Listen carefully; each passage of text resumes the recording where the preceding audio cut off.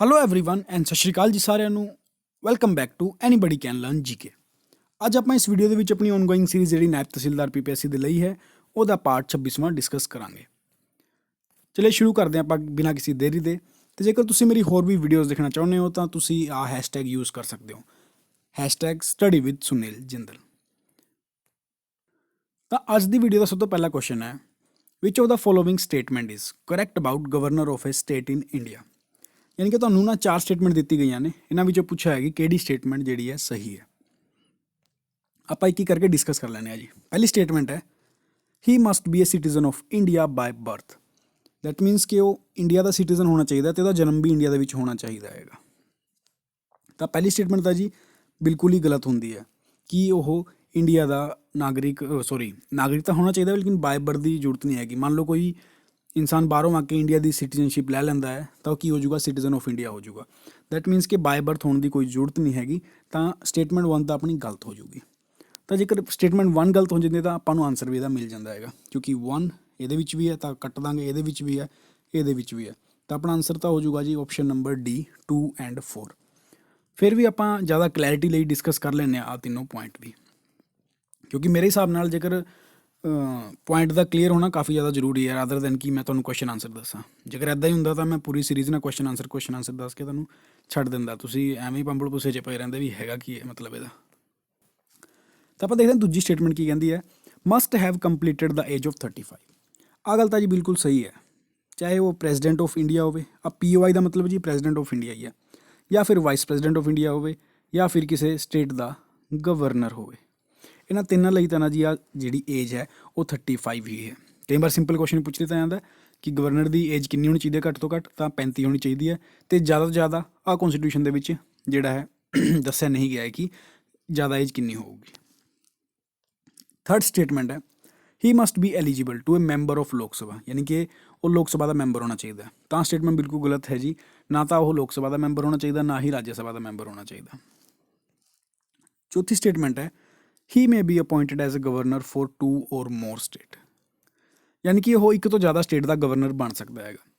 देखो जो अपना कॉन्स्टिट्यूशन बन के तैयार होया सीगा उस टाइम ना इस तरह का कोई प्रोविजन नहीं सीगा।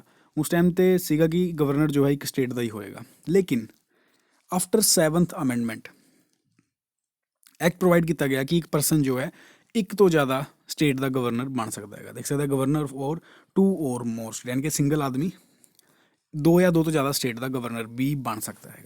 तो that मीनस second and fourth statement अपनी सही हो गई है। नैक्सट क्वेश्चन तो जाने तो पहला, वैसे तुम काफ़ी ज़्यादा वेट कर रहे होंगे मेरी वीडियो का, क्योंकि 25th पार्ट तो बाद लगभग एक हफ्ते बाद अपना पार्ट आ रहा है। एक्चुअली मैं भी अपने PCS के एग्जाम लिए थोड़ा बिजी सीगा ਉਹਦੇ ਵਿੱਚ। तो कुछ बार मैं कमेंट भी पढ़े ने कि बच्चे कह रहे थे कि जी पेपर ना आउट ऑफ सिलेबस आया सीगा, कि पेपर जो आउट ऑफ सिलेबस है। लेकिन ऐसा तो कुछ भी नहीं है जी, आउट ऑफ सिलेबस नहीं सीगा। एक्चुअली वो अनएक्सपैक्टेड सीगा। उन्होंने बेसिकली किया कि करंट अफेयर प्लस GS मिलाती जी, ठीक है ना। करंट अफेयर के GS पा के तो सीधी स्टेटमेंट चक के सुट्टियां ने पेपर के। तो काफ़ी ज़्यादा अड पेपर सीगा, डिफरेंट सीगा जो आप पुराने PCS के पेपरों नाल डिस्कस करिए। ईवन मैं तो कहूँगा कि जी इस चीज़ के ना उन्होंने UPSC भी पीछे छड्डता, क्योंकि पॉलिटी भी छड्ड दे। चलो आप जे कुछ सबजैक्ट्स की गल करिए तो आ तो पक्का होंदा ही है कि 8 तो 10 क्वेश्चन तो एक ही सबजैक्ट तो पूछे जाएंगे। लेकिन इधर नहीं होया, आपको करंट अफेयर ही ज़्यादा देखने के मिले उन्होंने। चलो छड्डो उन्होंने गलों जी, तो पेपर हूँ जा चुका है। आप अगले पेपर पर कंसनट्रेट करते हैं, क्योंकि जो पास्ट है उन्होंने आप चेंज नहीं कर सकते। फ्यूचर के जेकर प्रेजेंट में सही करांगे तो फ्यूचर वधिया हो सकता है। इन्होंने विचों किहड़ा नैचुरल गैस का मेन कंपोनेंट है। मैं एक इमेज दिखावांगा तुहानूं, ये क्लीयर हो जाएगा तुहानूं। मेजोरिटी की है वो मिथेन की है जी। तो आंसर तो हो जाएगा मिथेन। उस तो बाद अदर गैसेज जी कार्बन डाइऑक्साइड होगी, ऑक्सीजन, नाइट्रोजन, हाइड्रोजन सल्फाइड आ जी है वैरी करती है। लेकिन जो मैं मेन कंपोनेंट ही पूछा है ये तो मेन कंपोनेंट की है वो मिथेन है। जिवें गोबर गैस भी यूज़ करते हैं वो भी मिथेन ही होंगी है जी सब तो ज़्यादा। तो मिथेन गैस तो basically exam point of view तो काफ़ी ज़्यादा इंपोर्टेंट है। नैक्सट क्वेश्चन है जी, which of the following mountain system of India is the oldest. यानी कि सब तो पुरानी पर्वत की श्रृंखला केड़ी है अपने इंडिया के। तो वह हैगी है जी Aravalli. Option number A is the right answer. हुण आपां देख लें किहड़े किहड़े स्टेट दे विच है। तो तुहानूं देखण नूं मिलेगी गुजरात, राजस्थान, हरियाणा ते दिल्ली दे विच जो है खत्म होंदी है। ਇੱਕ ਵਾਰ ਆਪਾਂ ਮੈਪ ਦੀ ਹੈਲਪ ਨਾਲ ਵੀ ਦੇਖ ਲੈਂਦੇ ਹਾਂ ਜੀ। ਆਹ ਦੇਖ ਲਓ ਤੁਸੀਂ, ਜਿਹੜੀ ਆਹ ਰੇਂਜ ਹੈ ਅਰਾਵਲੀ ਦੀ ਹੈ, ਕਿਉਂਕਿ ਇਹ ਆਸ-ਪਾਸ ਦਾ, ਜੇ ਗੁਜਰਾਤ ਦਾ ਸਟੇਟ ਹੋ ਗਿਆ, ਰਾਜਸਥਾਨ, ਹਰਿਆਣਾ ਦੇ ਅਤੇ ਦਿੱਲੀ ਦੇ ਵਿੱਚ ਇਹ ਖਤਮ ਹੁੰਦੀ ਹੈ। ਅਤੇ ਕਈ ਵਾਰ ਇਹ ਪੁੱਛ ਲੈਂਦੇ ਨੇ ਕਿ ਅਰਾਵਲੀ ਪਰਬਤ ਸ਼੍ਰੇਣੀ ਦਾ, ਯਾਨੀ ਕਿ ਅਰਾਵਲੀ ਮਾਊਂਟੇਨਸ ਦੀ ਹਾਈਐਸਟ ਪੀਕ ਦਾ ਕੀ ਨਾਮ ਹੈ? ਤਾਂ ਉਹਦਾ ਨਾਮ ਹੈਗਾ ਜੀ ਗੁਰੂ ਸ਼ਿਖਰ। ਅਤੇ ਉਹਦੀ ਹਾਈਟ ਕਿੰਨੀ ਹੈ? 1722 ਮੀਟਰ ਉਹਦੀ ਹਾਈਟ ਹੈ। ਆਹ ਕੁਐਸਚਨ ਬਹੁਤ ਇੰਪੋਰਟੈਂਟ ਹੈ, ਧਿਆਨ ਰੱਖਣਾ ਇਸ ਗੱਲ ਦਾ, ਕਿਉਂਕਿ ਪਰਬਤ ਸ਼੍ਰਿੰਖਲੀਆਂ ਦੀ ਨਾ ਕਈ ਵਾਰ ਹਾਈਐਸਟ ਪੁੱਛ ਲੈਂਦੇ ਆ। ਜਿਵੇਂ ਪੁੱਛਾਂ ਵੀ ਵੈਸਟਰਨ ਘਾਟ ਦੀ ਸਭ ਤੋਂ ਹਾਈਐਸਟ ਜਿਹੜੀ ਮਾਊਂਟੇਨ ਹੈ, ਚੋਟੀ ਹੈ, ਉਹਦਾ ਕੀ ਨਾਮ ਹੈ? ਤਾਂ ਉਸ ਚੀਜ਼ ਦੇ ਵਿੱਚ ਨਾ ਆਨਸਰ ਥੋੜ੍ਹਾ ਅੱਡ ਹੋ ਜਾਏਗਾ। ਤਾਂ ਜਿਸ ਪਰਟੀਕੂਲਰ ਏਰੀਆ ਬਾਰੇ ਪੁੱਛਿਆ ਗਿਆ ਹੈ, ਉਸੇ ਦਾ ਆਪਾਂ ਨੂੰ ਧਿਆਨ ਰੱਖਣਾ ਹੈ ਕਿ ਹਾਈਐਸਟ ਪੀਕ ਕਿਹੜੀ ਹੈ। ਤਾਂ ਸਭ ਤੋਂ ਪੁਰਾਣੀ ਜਿਹੜੀ ਮਾਊਂਟੇਨ ਸਿਸਟਮ ਹੈ ਉਹ ਹੈ ਇੰਡੀਆ ਦੇ ਵਿੱਚ, ਉਹ ਅਰਾਵਲੀ ਹੈ ਜੀ। ਅਤੇ ਅਰਾਵਲੀ ਦੇ ਵਿੱਚ ਉਹਦੀ ਹਾਈਐਸਟ ਪੀਕ ਹੈ ਉਹ ਗੁਰੂ ਸ਼ਿਖਰ ਪਰਬਤ ਹੈ। ਉਸ ਤੋਂ ਬਾਅਦ ਹੈ fly ash is a pollutive combustion product of burning, ਯਾਨੀ ਕਿ ਇਹਨਾਂ ਚਾਰਾਂ ਵਿੱਚੋਂ ਕਿਹੜਾ ਪ੍ਰੋਡਕਟ ਹੈ ਜਿਹਦੇ ਬਰਨ ਹੋਣ ਤੋਂ, ਜਲਣ ਤੋਂ ਬਾਅਦ ਆਪਾਂ ਨੂੰ ਫਲਾਈ ਐਸ਼ ਜਿਹੜੀ ਹੈ ਉਹ ਮਿਲਦੀ ਹੈ? ਤਾਂ ਇਹਦਾ ਸਿੱਧਾ ਆਨਸਰ ਹੈਗਾ ਜੀ, ਉਹ ਹੈਗਾ ਕੋਲ, ਦੈਟ ਮੀਨਸ ਕੋਇਲਾ। ਕੋਲੇ ਨੂੰ ਜਲਾਉਣ ਤੋਂ ਮਗਰ ਆਪਾਂ ਨੂੰ ਫਲਾਈ ਐਸ਼ ਮਿਲਦੀ ਹੈ। ਅਤੇ ਫਲਾਈ ਐਸ਼ ਦੇ ਨਾ ਥੋੜ੍ਹੇ ਫਾਇਦੇ ਵੀ ਨੇ ਅਤੇ ਥੋੜ੍ਹੇ ਨੁਕਸਾਨ ਵੀ ਨੇ। ਫਾਇਦੇ ਕੀ ਨੇ, ਨੁਕਸਾਨ ਕੀ ਨੇ, ਉਹ ਵੀ ਹੁਣੀ ਦੇਖ ਲੈਂਦੇ ਹਾਂ। ਜਿਵੇਂ ਕੀ ਕਰਦਾ ਕੀ ਹੈ, ਜੇਕਰ ਆਪਾਂ ਇਹਨੂੰ ਖੇਤ ਵਿੱਚ ਸਿੱਟ ਦਿੰਦੇ ਹਾਂ ਫਲਾਈ ਐਸ਼ ਨੂੰ, ਤਾਂ ਜਿਹੜੀ ਮਿੱਟੀ ਦੀ ਪਾਣੀ ਨੂੰ ਗ੍ਰੈਬ ਕਰਨ ਦੀ, ਰਿਟੈਂਸ਼ਨ ਕਰਨ ਦੀ ਕਪੈਸਿਟੀ ਹੈ ਉਹ ਵੱਧ ਜਾਂਦੀ ਹੈ। ਦੂਜੀ ਗੱਲ, ਫਲਾਈ ਐਸ਼ ਤੋਂ ਨਾ ਆਪਾਂ ਇੱਟਾਂ ਬਣਾ ਸਕਦੇ ਹਾਂ, ਜਿਹੜੀ ਕਿ ਵੇਟ ਵਿੱਚ ਵੀ ਹਲਕੀ ਹੁੰਦੀਆਂ ਨੇ, ਅਤੇ ਜਿਹੜੀ ਸੀਮੈਂਟ ਦੀ ਇੱਟ ਹੁੰਦੀ ਹੈ ਉਹਦੇ ਨਾਲੋਂ ਵੀ ਸਟਰੋਂਗਰ ਹੁੰਦੀਆਂ ਨੇ। ਹੁਣ ਉਹਦਾ ਆਪਾਂ ਚਲੋ ਇੱਕ ਦੋ ਜਿਹੜਾ ਇਹਦਾ ਐਡਵਾਂਟੇਜ ਦੇਖ ਲਿੱਤਾ, ਹੁਣ ਆਪਾਂ ਦੇਖ ਲੈਂਦੇ ਡਿਸਐਡਵਾਂਟੇਜ। ਜਿਹੜੀ ਏਅਰ ਕੁਆਲਿਟੀ ਹੈ ਉਹਨੂੰ ਡਿਕਰੀਜ਼ ਕਰਦਾ, ਯਾਨੀ ਕਿ ਪੋਲਿਊਟੈਂਟ ਹੈਗਾ ਅਤੇ ਉਹਨੂੰ ਪੋਲਿਊਟ ਕਰਦਾ ਹੈ। ਦੂਜੀ ਗੱਲ ਹੈ ਕਿ ਇਹ ਜਿਹੜਾ ਹੈ ਰੈਸਪੀਰੇਟਰੀ ਡਿਸੀਜ਼ ਵੀ ਲਿਆ ਦਿੰਦਾ ਹੈਗਾ। ਆਹ ਜਿਹੜੀ ਇੱਟਾਂ ਅੱਜ ਕੱਲ੍ਹ ਤੁਸੀਂ ਵੈਸੇ ਆਮ ਤੌਰ ਦੇਖਦੇ ਹੋਣੇ ਹੋ, ਅੱਜ ਕੱਲ੍ਹ ਇਹਦਾ ਯੂਜ਼ ਪਹਿਲਾਂ ਨਾਲੋਂ ਥੋੜ੍ਹਾ ਜ਼ਿਆਦਾ ਵੱਧ ਗਿਆ, ਅਤੇ ਆਹ ਫਲਾਈ ਐਸ਼ ਤੋਂ ਹੀ ਬਣਦੀ ਹੈ ਜੀ। ਤਾਂ ਐਗਜ਼ਾਮਪਲ ਵੀ ਹੋ ਗਿਆ ਅਤੇ ਆਪਾਂ ਨੂੰ ਪਤਾ ਵੀ ਲੱਗ ਗਿਆ ਕਿ ਆਹ ਬਣਦਾ ਕਿਵੇਂ ਜੀ, ਕੋਲੇ ਤੋਂ ਜਲਾਉਣ ਤੋਂ ਬਾਅਦ ਇਹ ਬਣਦੀ ਹੈ। Option number A is the right answer. Next ਹੈਗਾ ਜੀ, what is the upper chamber of state legislative in India? Legislative council, legislative assembly, governor office ਜਾਂ ਫਿਰ ਨਨ ਆਫ ਦਿਸ? ਦੇਖੋ ਜੀ, ਜੇਕਰ ਮੈਂ ਇੱਕ ਵਾਰ ਨਾ ਇੱਥੇ ਸਟੇਟ ਨਾ ਕੱਢ ਕੇ ਨਾ ਆਪਾਂ ਯੂਨੀਅਨ ਕਰ ਦਿੰਦੇ ਹਾਂ, ਸੈਂਟਰ ਕਰ ਦਿੰਦੇ ਹਾਂ। ਤੁਹਾਨੂੰ ਪਤਾ ਹੀ ਹੈ ਕਿ ਆਪਣੇ ਪਾਰਲੀਮੈਂਟ ਦੇ ਵਿੱਚ ਬੇਸਿਕਲੀ ਕੀ ਹੈ, ਇੱਕ ਹੈਗਾ ਜੀ ਲੋਕ ਸਭਾ। ਮੈਂ ਜੇ ਸੈਂਟਰ ਕੱਢ ਕੇ ਜੇ ਪਾਰਲੀਮੈਂਟ ਲਿਖਦਾ, ਪੀ ਨਾਲ ਤੁਸੀਂ ਸਮਝ ਰਹੇ ਹੋ। ਫਿਰ ਹੈ ਜੀ ਰਾਜ ਸਭਾ, ਅਤੇ ਫਿਰ ਆਉਂਦਾ ਜੀ ਪ੍ਰੈਜ਼ੀਡੈਂਟ ਆਫ ਇੰਡੀਆ, ਯਾਨੀ ਕਿ ਤਿੰਨੋਂ ਨੂੰ ਮਿਲਾ ਕੇ ਜਿਹੜਾ ਹੈ ਆਪਣਾ ਪਾਰਲੀਮੈਂਟ ਬਣਦਾ ਹੈਗਾ। ਅਤੇ ਜਿਹੜਾ ਲੋਕ ਸਭਾ ਹੈ ਉਹ ਹੈਗਾ ਜੀ ਲੋਅਰ ਹਾਊਸ, ਰਾਜ ਸਭਾ ਹੈ ਉਹ ਹੈਗਾ ਜੀ ਅੱਪਰ ਹਾਊਸ। ਇਹ ਤਾਂ ਹੋ ਗਿਆ ਆਪਣਾ ਸੈਂਟਰ ਦਾ। ਜੇ ਮੈਂ ਸਟੇਟ ਦੀ ਗੱਲ ਕਰਾਂ, ਉਹਦੇ ਵਿੱਚ ਢਾਂਚਾ ਜਿਹੜਾ ਉਹੀ ਸੇਮ ਰਹਿਣਾ ਹੈਗਾ। ਜਿਹੜਾ ਲੋਕ ਸਭਾ ਹੈ ਉਹ ਬਣ ਜਾਂਦਾ ਹੈਗਾ ਜੀ ਵਿਧਾਨ ਸਭਾ, ਜਿਹਨੂੰ ਕਿ ਆਪਾਂ ਲੈਜਿਸਲੇਟਿਵ ਅਸੈਂਬਲੀ ਕਹਿ ਦਿੰਦੇ ਹਾਂ, ਠੀਕ ਹੈ। ਜਿਹੜੀ ਦੂਜੀ ਗੱਲ ਕੀਤੀ ਸੀ ਰਾਜ ਸਭਾ, ਉਹ ਹੁੰਦਾ ਜੀ ਲੈਜਿਸਲੇਟਿਵ ਕਾਊਂਸਿਲ। ਅਤੇ ਦੂਜੀ ਗੱਲ ਆਏ ਕਿ ਜਿਹੜੀ ਲੈਜਿਸਲੇਟਿਵ ਕਾਊਂਸਿਲ ਹੈ ਇਹ ਹਰ ਸਟੇਟ ਦੇ ਵਿੱਚ ਨਹੀਂ ਹੁੰਦੀ ਹੈ, ਇਹ ਕੁਛ ਗਿਣੇ ਚੁਣੇ ਸਟੇਟ ਦੇ ਵਿੱਚ ਹੀ ਹੈਗੀ ਹੈ। ਤਾਂ ਕੁਐਸਚਨ ਆਨਸਰ ਤੁਹਾਡੇ ਸਾਹਮਣੇ ਹੀ ਹੈਗਾ ਜੀ, ਅਤੇ ਬਾਅਦ 'ਚ ਆਪਾਂ ਗਵਰਨਰ ਵੀ ਐਡ ਕਰ ਦੇਣੇ ਇਹਦੇ ਵਿੱਚ, ਆਹ ਸਿਸਟਮ ਕੰਪਲੀਟ ਹੋ ਜਾਊਗਾ। ਲੇਕਿਨ ਕੁਐਸਚਨ ਦੇ ਵਿੱਚ ਪੁੱਛਿਆ ਕਿ ਅੱਪਰ ਚੈਂਬਰ ਕਿਹਨੂੰ ਕਹਿੰਦੇ ਨੇ, ਤਾਂ ਉਹ ਕਹਿੰਦੇ ਨੇ ਜੀ ਲੈਜਿਸਲੇਟਿਵ ਕਾਊਂਸਿਲ ਨੂੰ, ਜਿਹਨੂੰ ਕਿ ਆਪਾਂ ਵਿਧਾਨ ਪਰਿਸ਼ਦ ਵੀ ਕਹਿੰਦੇ ਹਾਂ ਪੰਜਾਬੀ ਦੇ ਵਿੱਚ। ਵਿਧਾਨ ਸਭਾ ਤਾਂ ਅਸੈਂਬਲੀ ਹੋ ਗਈ ਜੀ, ਕਿਉਂਕਿ ਹੁਣ ਜਿਹੜੇ ਇਲੈਕਸ਼ਨ ਆਉਣਗੇ ਆਪਣੇ ਅਗਲੇ ਸਾਲ ਜਿਹੜੇ ਆਉਣੇ ਨੇ, ਉਹ ਲੈਜਿਸਲੇਟਿਵ ਅਸੈਂਬਲੀ ਦੇ ਆਉਣੇ ਨੇ, ਕਿਉਂਕਿ ਪੰਜਾਬ ਦੇ ਵਿੱਚ ਤਾਂ ਲੈਜਿਸਲੇਟਿਵ ਕਾਊਂਸਿਲ ਜਿਹੜੀ ਹੈ ਐਗਜ਼ਿਸਟ ਨਹੀਂ ਕਰਦੀ ਹੈਗੀ। ਅਤੇ ਜੇਕਰ ਜਿਹੜੇ ਸਟੇਟ ਦੇ ਵਿੱਚ ਨਾ ਇਹ ਦੋਨੋਂ ਹੋਣ ਨਾ, ਉਹਨੂੰ ਆਪਾਂ ਬਾਈ ਕੈਮਰਲ ਕਹਿ ਦਿੰਦੇ ਹਾਂ। ਕਈ ਵਾਰ ਵਰਡ ਬੱਚਿਆਂ ਨੂੰ ਨਹੀਂ ਪਤਾ ਹੁੰਦਾ ਹੈਗਾ, ਬਾਈ ਕੈਮਰਲ ਦਾ ਮਤਲਬ ਆਹੀ ਹੈ ਕਿ ਦੋਨੋਂ ਹਾਊਸਿਸ ਹੋਣਾ। ਉਸ ਤੋਂ ਬਾਅਦ ਵਿੱਚ ਉਹਦਾ following gas is used to fill in balloons, ਯਾਨੀ ਕਿ ਜਿਹੜੇ ਗੁਬਾਰੇ ਹੁੰਦੇ ਨੇ ਉਹਨਾਂ ਵਿੱਚੋਂ ਕਿਹੜੀ ਗੈਸ ਇਹਨਾਂ ਵਿੱਚੋਂ ਭਰੀ ਜਾਂਦੀ ਹੈ? ਆਕਸੀਜਨ, ਕਾਰਬਨ ਡਾਈਆਕਸਾਈਡ, ਮਿਥੇਨ ਜਾਂ ਫਿਰ ਹੀਲੀਅਮ। ਕਾਫੀ ਈਜ਼ੀ ਕੁਐਸਚਨ ਹੈ, ਆਨਸਰ ਤਾਂ ਤੁਹਾਨੂੰ ਪਤਾ ਹੀ ਹੈ ਕਿ ਇਹਦਾ ਆਨਸਰ ਹੈ ਹੀਲੀਅਮ। ਲੇਕਿਨ ਹੀਲੀਅਮ ਕਿਉਂ ਹੈ ਉਹ ਅੱਜ ਆਪਾਂ ਇਸ ਵੀਡੀਓ ਦੇ ਵਿੱਚ ਡਿਸਕਸ ਕਰ ਲੈਂਦੇ ਹਾਂ। ਇਹਦੇ ਬੇਸਿਕਲੀ ਦੋ ਰੀਜ਼ਨ ਨੇ। ਪਹਿਲੀ ਗੱਲ ਤਾਂ ਹੈ ਕਿ ਇਹ ਹਵਾ ਤੋਂ ਜਿਹੜੀ ਹੈ ਹਲਕੀ ਹੁੰਦੀ ਹੈ। ਤੁਸੀਂ ਦੇਖਿਆ ਹੋਣਾ, ਜਦੋਂ ਵੀ ਤੁਸੀਂ ਹੀਲੀਅਮ ਤੋਂ ਭਰੇ ਗੁਬਾਰੇ ਨੂੰ ਛੱਡ ਦਿੰਦੇ ਹੋ ਤਾਂ ਹਵਾ ਵਿੱਚ ਉੱਡਦਾ ਹੀ ਉੱਡਦਾ ਜਾਂਦਾ, ਉਹ ਥੱਲੇ ਨਹੀਂ ਆਉਂਦਾ ਹੈਗਾ। ਕਿਉਂਕਿ ਇੱਕ ਨਾ ਛੋਟਾ ਜਿਹਾ ਬੇਸਿਕ ਲੌਜਿਕ ਹੈ, ਜਿਹੜੀ ਚੀਜ਼ ਭਾਰੀ ਹੋਊਗੀ ਉਹ ਥੱਲੇ ਹੀ ਆਊਗੀ ਜੀ, ਜਿਹੜੀ ਚੀਜ਼ ਹਲਕੀ ਹੋਊਗੀ ਉੱਪਰ ਜਾਊਗੀ।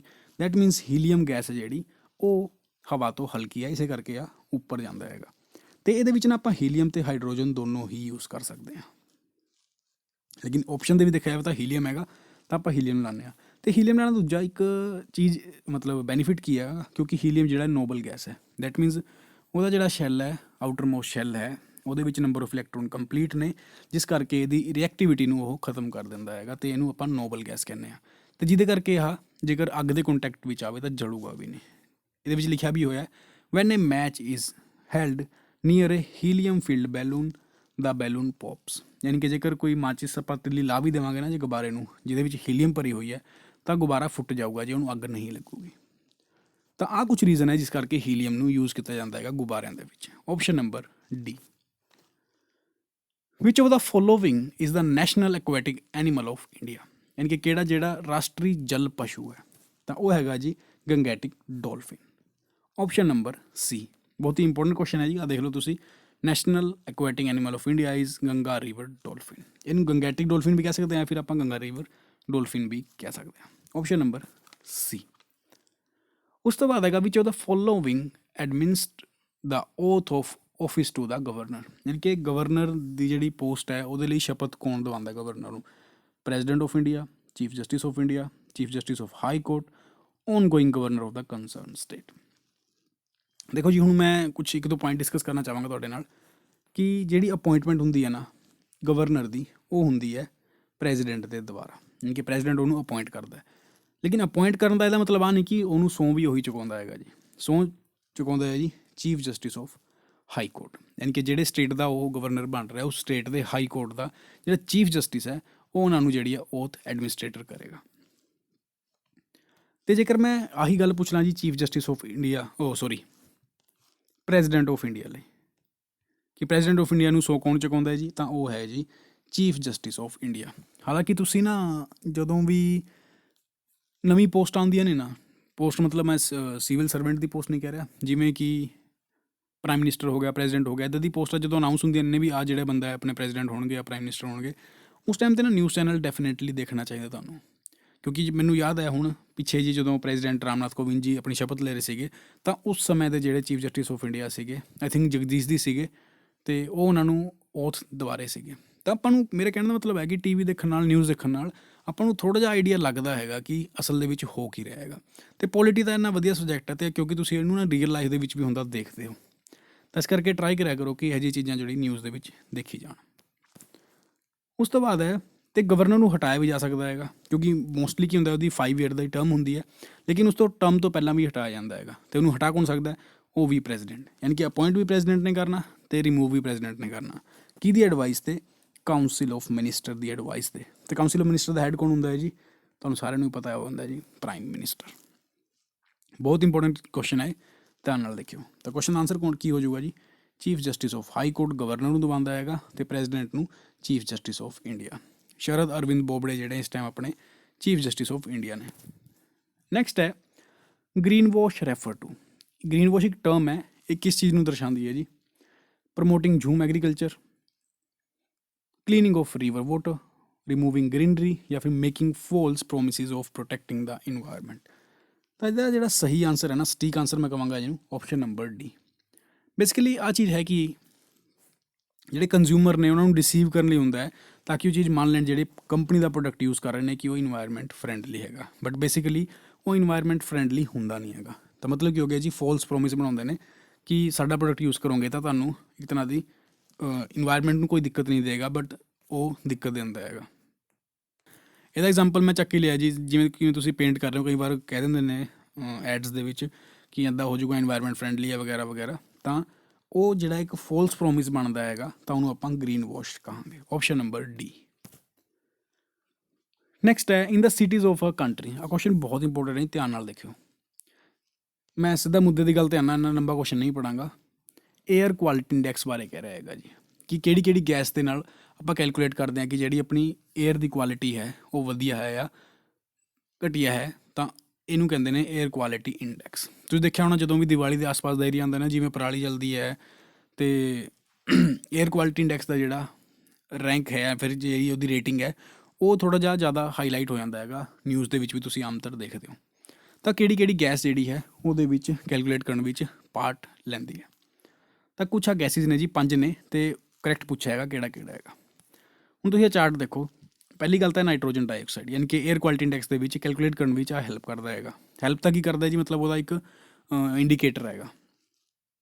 ਕਿ ਇਹਨਾਂ ਵਿੱਚੋਂ ਕਿਤੇ ਵੀ ਨਾਈਟ੍ਰੋਜਨ ਡਾਈਆਕਸਾਈਡ ਹੈ, ਆਏਗਾ ਜੀ। ਠੀਕ ਹੈ ਜੀ। ਉਸ ਤੋਂ ਬਾਅਦ ਗੱਲ ਕਰਦੇ ਹਾਂ ਆਪਾਂ ਕਾਰਬਨ ਮੋਨੋਆਕਸਾਈਡ। ਕਾਰਬਨ ਮੋਨੋਆਕਸਾਈਡ ਆ ਵੀ ਹੈਗਾ ਜੀ, ਯਾਨੀ ਕਿ 2 ਐਂਡ 3 ਤਾਂ ਹੋ ਹੀ ਗਿਆ ਪੱਕਾ। ਉਸ ਤੋਂ ਬਾਅਦ ਹੈ ਓਜ਼ੋਨ। ਓਜ਼ੋਨ ਆਪਸ਼ਨ ਦੇ ਵਿੱਚ ਹੈਗਾ ਨਹੀਂ ਜੀ, ਨਾ ਹੋਵੇ, ਬਟ ਆਹ ਵੀ ਕੈਲਕੂਲੇਟਿੰਗ ਦਾ ਇੱਕ ਇੰਡੀਕੇਟਰ ਹੈਗਾ। ਉਸ ਤੋਂ ਬਾਅਦ ਹੈ ਸਲਫਰ ਡਾਈਆਕਸਾਈਡ ਅਤੇ ਲਾਸਟ ਹੈਗਾ ਅਮੋਨੀਆ ਅਤੇ ਉਸ ਤੋਂ ਬਾਅਦ ਹੈ ਲੈਡ। ਦੈਟ ਮੀਨਸ ਆਪਾਂ ਆਪਸ਼ਨ ਦੇ ਵਿੱਚ ਜਿਹੜਾ ਦਿਖ ਰਿਹਾ ਨਾ ਉਹ ਕਾਰਬਨ ਡਾਈਆਕਸਾਈਡ ਤਾਂ ਹੈਗਾ ਨਹੀਂ ਜੀ, ਯਾਨੀ ਕਿ ਏਅਰ ਕੁਆਲਿਟੀ ਇੰਡੈਕਸ ਨੂੰ ਕੈਲਕੂਲੇਟ ਕਰਨ ਦਾ ਇੰਡੀਕੇਟਰ ਕਾਰਬਨ ਡਾਈਆਕਸਾਈਡ ਨਹੀਂ ਹੈਗਾ। ਦੈਟ ਮੀਨਸ 1 ਵਾਲੇ ਤਾਂ ਮੈਂ ਕੱਟ ਹੀ ਦਿੰਦਾ, 1 1 1। ਆਪਣਾ ਆਂਸਰ ਕੀ ਹੋ ਗਿਆ 2 3 4। ਕਈ ਵਾਰ ਨਾ ਤੁਸੀਂ ਐਲੀਮੀਨੇਟ ਕਰਨ ਦੀ ਥਿਓਰੀ ਵੀ ਨਾ ਅਪਣਾਇਆ ਕਰੋ, ਕਾਫੀ ਜ਼ਿਆਦਾ ਹੈਲਪ ਕਰਦੀ ਆਂਸਰ ਲਿਆਉਣ ਦੇ ਵਿੱਚ। ਅਤੇ ਜਿਹੜਾ ਇੰਡੀਕੇਟਰ ਹੈ ਉਹ ਇੱਦਾਂ ਦਾ ਹੈ ਜੀ, ਜੇਕਰ ਜਿਹੜਾ ਆਪਣਾ AQI ਹੈ ਉਹ 0 ਤੋਂ 50 ਤੱਕ ਆਉਂਦਾ ਹੈ, ਦੈਟ ਮੀਨਸ ਉਹ ਗੁੱਡ ਏਅਰ ਕੁਆਲਿਟੀ ਹੈ ਆਪਣੇ ਲਈ। 51 to 100 ਲਈ ਸੈਟਿਸਫੈਕਟਰੀ, ਫਿਰ 100 ਤੋਂ 200 ਲਈ ਮੋਡਰੇਟ, 200 ਤੋਂ 300 ਲਈ ਪੂਅਰ, 300 ਤੋਂ 4 ਲਈ ਵੈਰੀ ਪੂਅਰ, ਅਤੇ ਸੈਵਰ ਕੰਡੀਸ਼ਨ ਜਿਹੜੀ ਹੈ ਹਾਜ਼ਰਡ ਕੰਡੀਸ਼ਨ ਬੋਲਦੇ ਆ, ਐਕਸਟ੍ਰੀਮ ਹਾਜ਼ਰਡ, ਉਹ 400 ਤੋਂ 500 'ਤੇ ਆ ਜਾਂਦੀ ਹੈ ਜੀ। ਨੈਕਸਟ ਕੁਐਸਚਨ ਹੈਗਾ ਜੀ, ਦਾ ਟਾਲੈਸਟ ਨੋਨ ਲਿਵਿੰਗ ਟਰੀਜ਼, ਯਾਨੀ ਕਿ ਸਭ ਤੋਂ ਲੰਬਾ ਜਿਹੜਾ ਰੁੱਖ ਹੈ ਉਹਦਾ ਨਾਂ ਕੀ ਹੈਗਾ। ਕਾਫੀ ਇੰਪੋਰਟੈਂਟ ਕੁਐਸਚਨ ਹੈ। ਆ ਤੁਸੀਂ ਦੇਖ ਰਹੇ ਹੋ ਨਾ ਕਿ ਆ ਪੂਰਾ ਇੱਕ ਤਰ੍ਹਾਂ ਦੀ ਡਾਇਵਰਸਿਟੀ ਹੈ, ਅਤੇ ਇਹਦੇ ਵਿੱਚ ਵੀ ਸਭ ਤੋਂ ਲੰਬਾ ਜਿਹੜਾ ਟਰੀ ਤੁਸੀਂ ਦੇਖ ਪਾ ਰਹੇ ਹੋ। ਤਾਂ ਜਿਹੜਾ ਟੋਲੈਸਟ ਨੋਨ ਟਰੀ ਆਊਗਾ ਜੀ ਰੈਡਵੁੱਡ, ਜਾਂ ਫਿਰ ਉਹਨੂੰ ਕਹਿੰਦੇ ਨੇ ਜੀ ਸੈਕੁਆ। Option number B।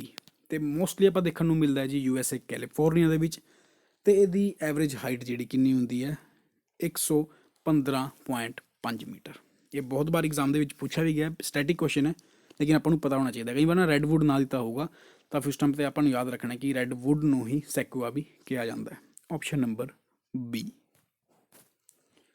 ਅਤੇ ਜੇਕਰ ਤੁਸੀਂ ਚੈਨਲ 'ਤੇ ਪਹਿਲੀ ਵਾਰ ਆਏ ਹੋ ਤਾਂ ਜੀ ਸਬਸਕ੍ਰਾਈਬ ਜ਼ਰੂਰ ਕਰਿਓ, ਅਤੇ ਇਹਦੀ PDF ਤੁਹਾਨੂੰ ਮਿਲੇਗੀ ਟੈਲੀਗ੍ਰਾਮ 'ਤੇ, ਡਿਸਕ੍ਰਿਪਸ਼ਨ ਦੇ ਵਿੱਚ ਲਿੰਕ ਦਿੱਤਾ ਹੋਊਗਾ, ਜਾ ਕੇ ਫੋਲੋ ਕਰਿਓ। ਹਾਲਾਂਕਿ ਮੈਨੂੰ ਪਤਾ ਹੈ ਕਿ 20ਵੇਂ ਪਾਰਟ ਤੋਂ ਲੈ ਕੇ 26ਵੇਂ ਪਾਰਟ ਦੀ PDF ਅਪਲੋਡ ਨਹੀਂ ਹੋਈ ਹੈ, ਤਾਂ ਉਹ ਤਾਂ ਜਾਂ ਤਾਂ ਅੱਜ ਹੋ ਜਾਏਗੀ ਜਾਂ ਫਿਰ ਕੱਲ੍ਹ ਸਵੇਰ ਤੱਕ ਸਾਰੀ ਇੱਕਦਮ ਤੋਂ ਹੀ PDF ਮੈਂ ਤੁਹਾਨੂੰ ਦੇ ਦੇਵਾਂਗਾ। ਟਰਾਈ ਤਾਂ ਕਰਾਂਗਾ ਕਿ ਮੈਂ ਅੱਜ ਹੀ ਦੇ ਕੇ ਜਾਵਾਂ ਤੁਹਾਨੂੰ।